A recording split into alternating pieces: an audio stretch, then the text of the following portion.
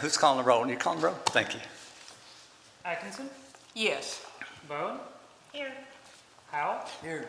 Lockwood, Here. Munford, Here. Price, Chair Davenport. Here.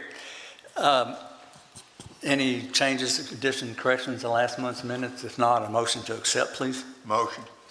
Second. Motion by Mr. Lockwood, second by Ms. Atkinson to accept the minutes. Lockwood, Yes. Munford, Yes. Atkinson, Yes. Bone, Yes.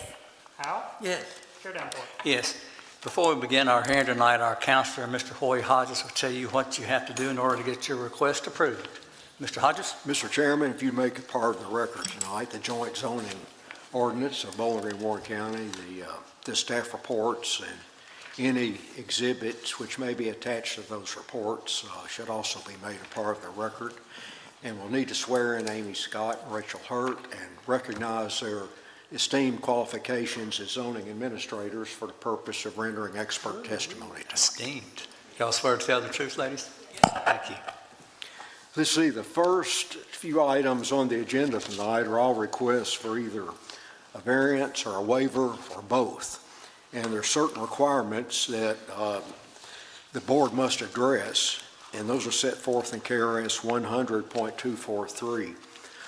The board must find that the requested variance will not adversely affect the public health, safety, or welfare, that it will not alter the essential character of the general vicinity, that it will not cause a hazard or a nuisance to the public, and that it will not allow an unreasonable circumvention of the other requirements of the zoning regulations. And with respect to the waivers, there are additional findings set forth in section 3.8.4 of the zoning ordinance that must be addressed. The final two matters are both requests for conditional use permits, and there are certain findings the board must make with those as well. Those are set forth in section 3.9.5 of the zoning ordinance. The board must find that the requested use is not detrimental to the public health, safety, or welfare in the zone in which it is proposed, that the use will not contribute toward an overburdening of municipal services, that the use will not constitute a nuisance, and adequately addresses the review criteria in section 3.9.4 of the zoning ordinance. And then with each of these requests tonight, there are specific use standards that must also be addressed. Now, I mentioned the review criteria in section 3.9.4, and I cannot emphasize enough that part of that's compatibility. And the rule says that the applicant has the burden of adequately addressing the matter of compatibility. So just be prepared to do that tonight. And whether it's a variance or conditional use permit, you need a majority vote of those present. Pass vote has no force or effect. And if you don't like the decision here tonight, you have 30 days to file an appeal, and that would go directly to Warren Circuit Court. All I right. believe that has it. Thank you, Mr. Hodges. Our first request tonight, Robert Alexander Alvey, applicant, and Jason and Allison Street owners, have filed an application requesting to waive compatibility standards to allow for replacement of a manufactured home. This property is located at 2660 Petros Road and is zoned agricultural. Ms. Rachel. Thank you, Chair Davenport. We had a pre-application meeting back in July for the property outlined in the aerial here. And the current zoning is ag, and the current use is single-family residential. And we have some photos of the existing structure in the area, and we'll leave it up on the exhibit from the applicants. And as you mentioned, the request before you this evening is a waiver, and that is to replace the existing mobile home on the property and to waive the compatibility standards. And those are referenced in section 383, the reference comes from section 38310 of the zoning ordinance, which allows a waiver of the compatibility standards on properties zoned agriculture and if located in the unincorporated area of Warren County. In our review of the application, we found that the proposal complies with the majority of the criteria assessed in the review process and found that the proposal is generally compatible with the surrounding area and therefore the staff's recommendation is for approval, pending public hearing testimony and any further discussion. Be happy to answer any questions. All right. Any questions of the staff from the board? Are the applicants here? Are the applicants there? Does the board have any questions of the, you can just wait there. Does the board have any questions of the applicant? Any questions of the applicant? Any opposition to this request? We have any opposition? Motion, please. I make the motion to approve the request for a waiver, docket number 2026-V-16, a waiver of the required compatibility standards as outlined in Article 4, Section 4.4.5.c. The testimony presented in the public hearing has shown that the granting of these waivers will not adversely affect the public health, safety, or welfare, will not alter the essential character of the general vicinity, would not cause a hazard or a nuisance to the public, and will not allow an unreasonable circumvention of the requirements of the zoning regulations. I further find that the waivers will not violate the comprehensive plan, and the extent of waivers of the regulation is the minimum necessary to afford relief to the applicants. The requested waivers arise from special circumstances which do not generally apply to land in the general vicinity or the same zone. That's a proper motion. All right. Motion by Ms. Atkinson, second by Second. Mr. Lockwood.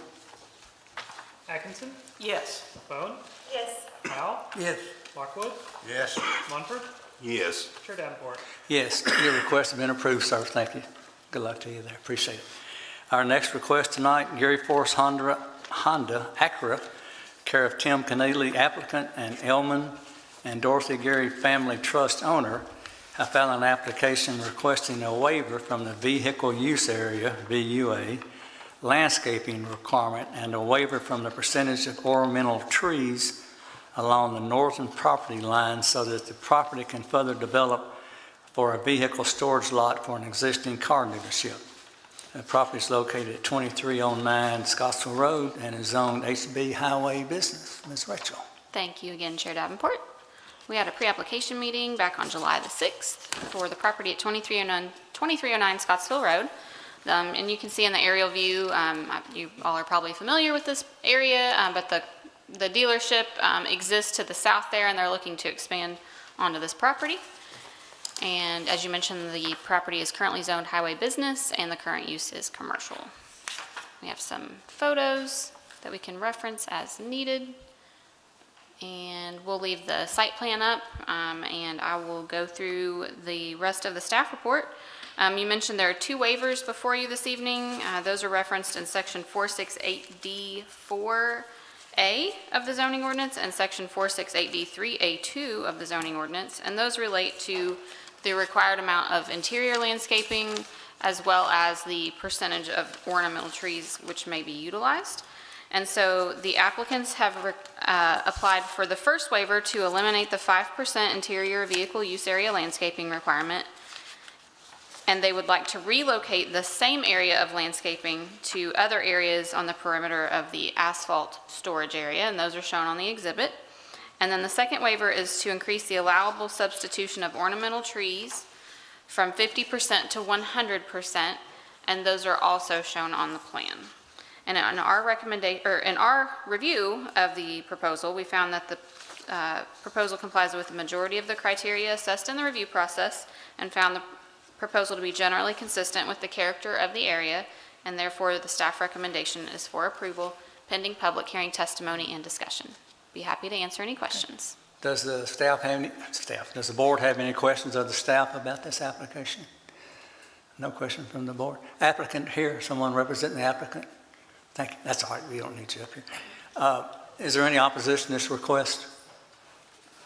Motion, please. I make the motion to approve the request for waivers, docket number 2026-V-17, a waiver to eliminate the 5% interior VUA landscaping requirement in planting islands or peninsulas in order to relocate the landscaping to other areas on the perimeter of the asphalt storage area. a waiver to increase the allowable substitution of ornamental trees for deciduous trees from 50% to 100%. The testimony presented in this public hearing has shown that the granting of these waivers will not adversely affect the public health, safety, or welfare, will not alter the essential character of the general vicinity, will not cause a hazard or a nuisance to the public, and will not allow an unreasonable circumvention of the requirements of the zoning regulation. I further find that the waivers will not violate the comprehensive plan, and the extent of waivers of the regulation is the minimum necessary to afford relief to the applicants. The applicants have incorporated other design measures that exceed the minimums of the district and compensate for non-compliance with the requirements to be waived, having a net beneficial effect. It's a proper motion. Okay, motion by Ms. Atkinson, second by Second. Mr. Lockwood. Atkinson, Yes. Bowen, Yes. Powell, Yes. Lockwood, Yes. Mumford, Yes. Chair Davenport. Yes, your request has been approved, sir. Thank you very much. That'll look nice when you get done with that out there. Thank you. Our next request tonight, Ashland Holdings LLC, care of Russell Hankins, has filed an application requesting a variance of 1.8 feet from the required 10-foot rear building setback requirement in the RS 1D zone, so the fireplace on the existing home can be located 8.2 feet from the property line.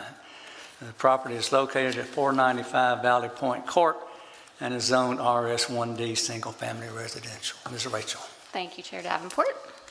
We had a pre-application meeting back on June the 22nd for the property referenced located at 495 Valley Point Court. This is the current aerial view for the property, and as you mentioned, the property is zoned RS1D, which is single-family residential, and the current use is also single-family. And then we have some property photos that we can reference as needed. And then this is the variance exhibit that was submitted with the application. And looking at the zoning ordinance, section 445B in the property development standards table requires that the rear yard building setback in the RS1D zone be 10 feet. The applicants have requested a variance of 1.8 feet as the existing fireplace encroaches into the required 10-foot setback. And so I'll touch a little bit on page 2 under the variance findings that you know are typical in your staff reports, but the staff provided a little bit of further information on page 2, and you'll see that the applicant did receive approval of a building permit for the existing residence in 2023, and a copy of that permit and the plot plan are included in your packet. Those are, the page numbers got cut off, so my apologies, but it's on the page in your packet after the property photos, and you'll see it's notated in red. It says approved plot plan per building permit 2023-0680. So that was the what was reviewed with the permit, and the location of the proposed home and fireplace shown on the approved plot plan comply with the required building setbacks as outlined in the zoning ordinance. The applicant did not follow the approved plot plan and did not submit an amended plot plan for review and approval before proceeding forward with the current location of the home and fireplace. This resulted in a willful violation of the zoning regulations as they relate to the required rear building setback. Staff therefore recommends denial of the proposed variance. If the fireplace is removed from the residence, the main portion of the house will comply with the required 10-foot rear yard setback. And so, again, the applicant just did not follow the approved plan, and so that's why we are recommending denial of the application, pending public hearing testimony and any further discussion. Be happy to answer any questions. Does the board have any questions of the staff? I've got one or two. The house next door has got a deck behind it that extends a lot further than his fireplace. Is that in compliance, that deck? You can see it in the picture. Is it in the pictures? Mm-hmm. Oh, I went too far, sorry. You might not be able to see it from, yeah, you can see it. I don't know. But anyway, there's. Well, if there's a deck in the 10-foot setback, then that's not in compliance. If it's just a poured concrete pad, that's permitted No, in. it's a wooden deck. Oh, I see that. Yeah, that is likely in the setback on that property. It too. sits back a lot further, okay. And if they enclose that deck without getting a building permit, then we'll never know the difference, will we? Well, if somebody complains or brings it complains to our about it. attention, Okay. we would know about it, yes. Just curious. Rachel, what was the timeline here? When the plot was approved, when the fireplace was built, when there was notification, what kind of timelines are we talking about? We received a complaint that I guess as the home was being constructed, I'm not sure of the exact timeline. The applicant may be able to speak more to when they got their permit and kind of the construction timeline of the existing home. But we had someone reach out to us with concerns that the structure was too close to the property line, and that's when we investigated and realized that it did in fact encroach into the setback. Okay. Was the fireplace included in the original plot plan, where they just moved the house back 1.5 feet? Well, we'll ask It you. moved much more than that. If you look, and I don't know, Sydney, do we have the, oh, okay. We'll let So that. here's the approved plan. And you can see the home's kind of more centrally located to the lot. And the fireplace is that little nub Right. that sticks out where the cursor Right, is. yeah. So that was always in the plan to Okay. include the fireplace. Okay, And then this is where the structure is now. So it shifted, it didn't just shift a couple of feet, it was significantly moved from the center part of the property towards the back left part of the property. we'll let the applicant tell us why he did that. Any other questions of the staff? Is the applicant here? Yes, sir. Would you mind coming up? We got a couple of questions for you.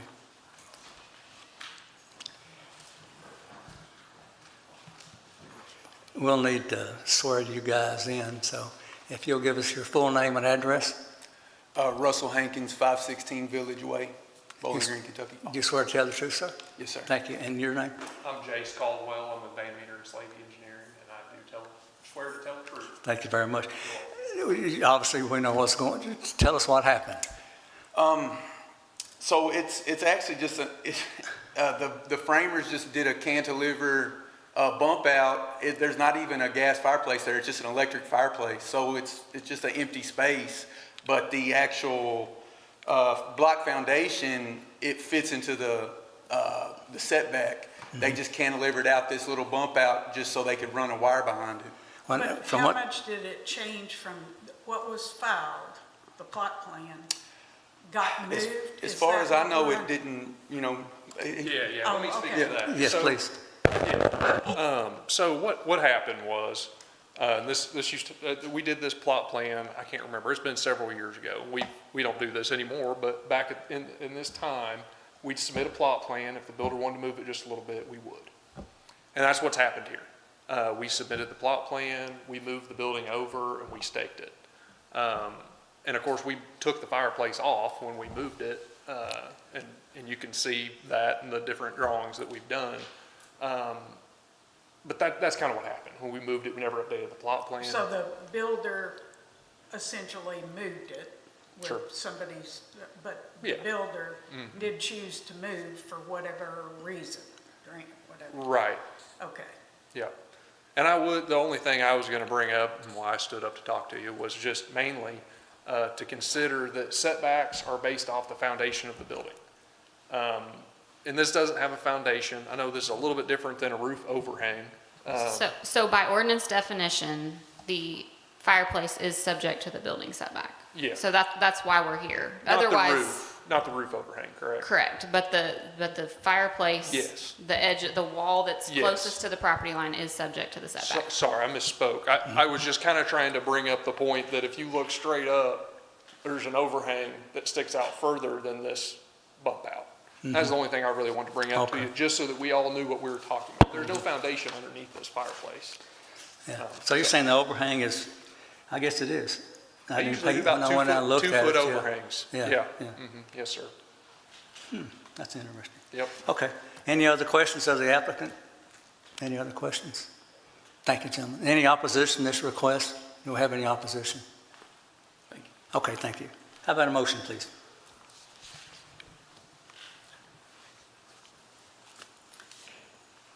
This is very challenging.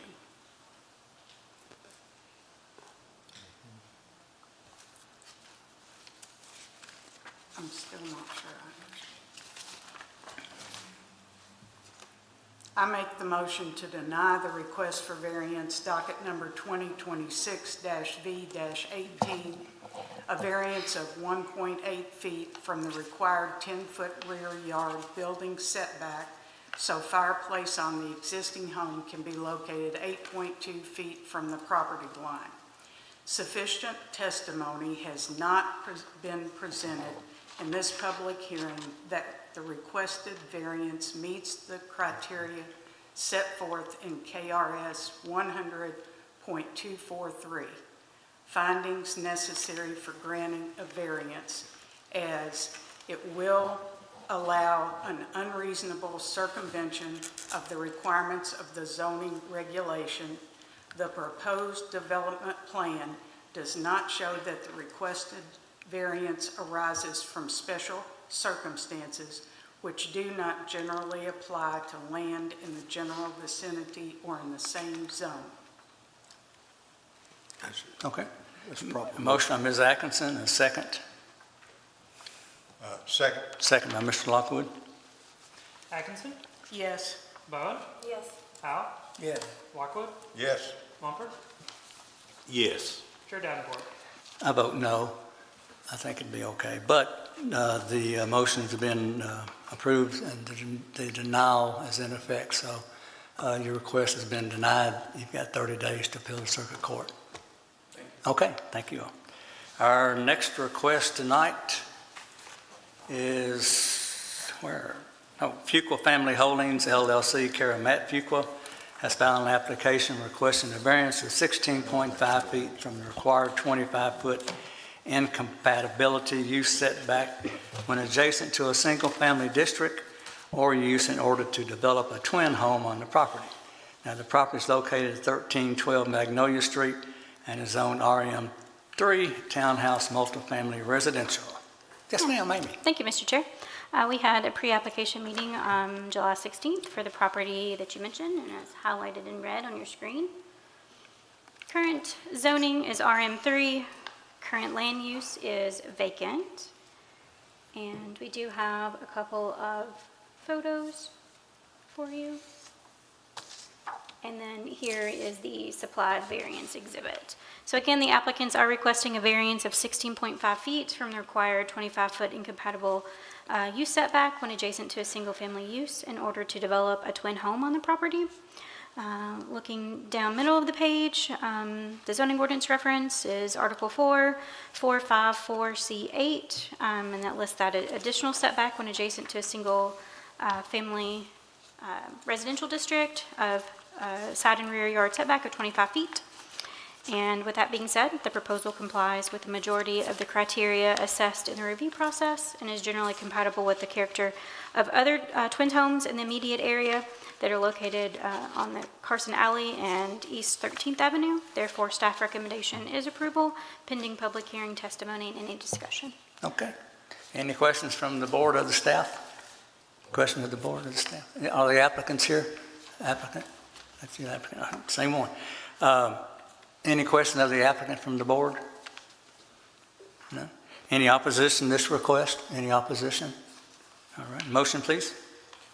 I make a motion to approve the request for variance docket number 2026-V-19, variance of 16.5 feet from the required 25-foot setback along the eastern property line for development in the RM-3 zone when adjacent to a single-family use or district. The testimony presented in this public hearing has shown that the granting of this variance will not adversely affect the public health, safety, or welfare. It will not alter the essential character of the general vicinity, will not cause a hazard or nuisance to the public, and will not allow an unreasonable circumvention of the requirements of the zoning regulations. There's a proper motion. Second. All right. Motion by Mr. Mumford and second by Ms. Atkinson. Mumford? Yes. Atkinson? Yes. Bowen? Yes. Powell, Yes. Lockwood, Yes. Chair Davenport. Yes, your request has been approved for that. Thank you very much. Our next request tonight, William and Jennifer White, applicants, and Moon and Lindsay LLC owners, have filed an application requesting a CUP to operate 2 short-term rentals at 10166 and 10172 Louisville Road. And the properties are zoned RR, Rural Residential, and RE Residential Estates. Thank you, Mr. Two Chair. different zonings on the same piece of property. It is, yes. We had a pre-application meeting back in beginning of July for those properties that you mentioned and that are on your screen. Again, the current zoning are RR and RE. The use is single-family residential. And we have a couple of photos.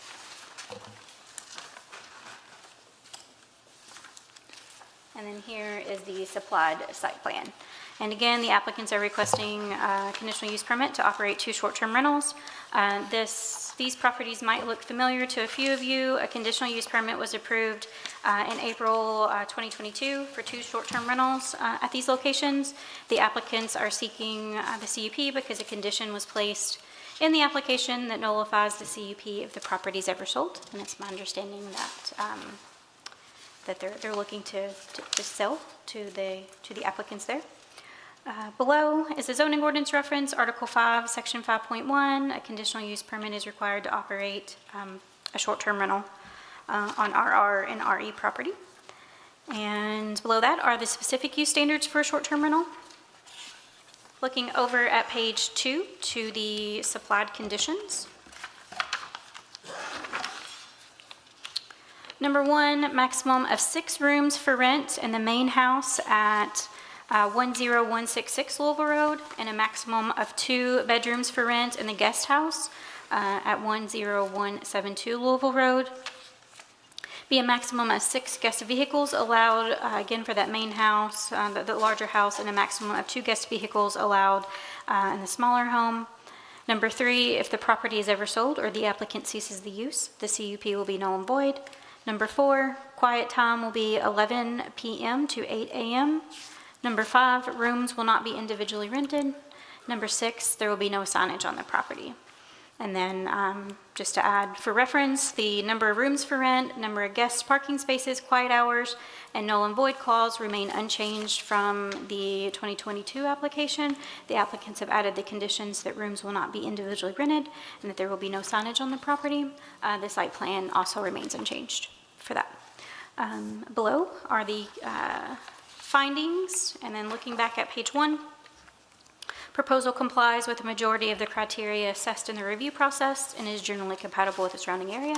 Therefore, staff recommendation is for approval pending public hearing, testimony, and discussion. All right.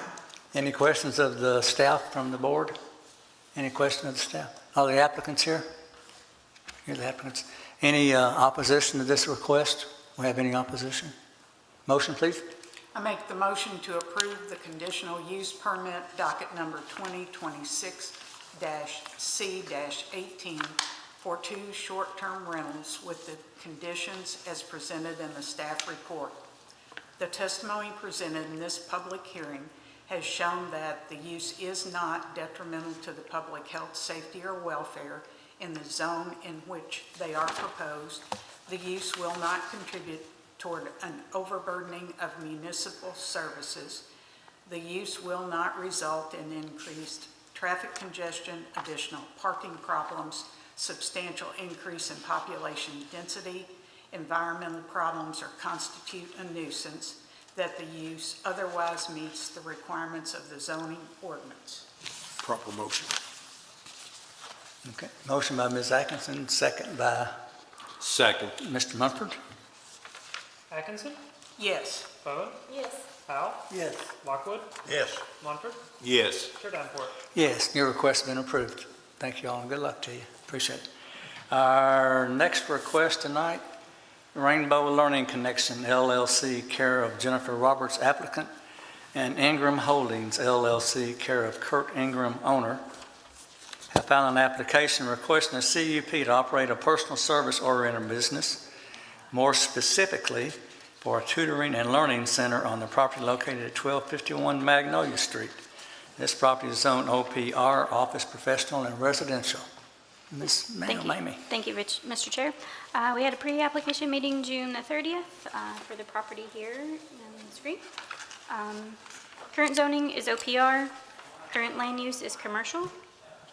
Here are some photos. Rear of the property where the parking area and drop-off zone will be. And just a clear photo of that. And then here is the supplied site plan. And again, the applicants are requesting a CEP to operate a personal service-oriented business, more specifically for a tutoring and learning center. We do have a note to visit the staff review summary section for additional information.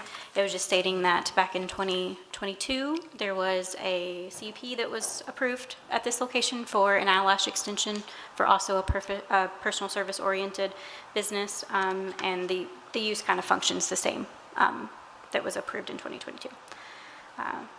Below that is a zoning ordinance reference, Article 5, Section 5.1. A CUP is required to operate a personal service-oriented business on property zoned OPR. There are the supplied conditions. Number 1, days and hours of operation will be Sunday through Saturday, 7:45 a.m. to 9:15 p.m. by appointment only and based on student registration and enrollment. Number 2, there'll be a maximum of 36 children in any given session. Number 3, there will be a maximum of 5 teachers, employees in any given session. And number 4, if the property is ever sold or the applicant ceases the use, the CUP will be null and void. With that being said, the proposal complies with majority of the criteria assessed in the review process and is generally compatible with the surrounding area. Therefore, staff recommendation is approval pending any public hearing and testimony we might have. That's all we have. Any questions from the board or the staff? Any questions? Thank you. Are the applicants here? You're the applicant. Does the board have any questions of the applicant? I think this right across, it used to be a daycare center right across the street from you, didn't it? You're not sure about that? All right. Yes. I thought so, yeah. Diane. Any opposition to this request? We have any opposition? Motion, please. I make the motion to approve the conditional use permit, docket number 2026-C-20, for a personal services-oriented business with the conditions as presented in the staff report. The testimony presented in this public hearing has shown that the use is not detrimental to the public health, safety, or welfare in the zone in which they are proposed. The use will not contribute toward an overburdening of municipal services.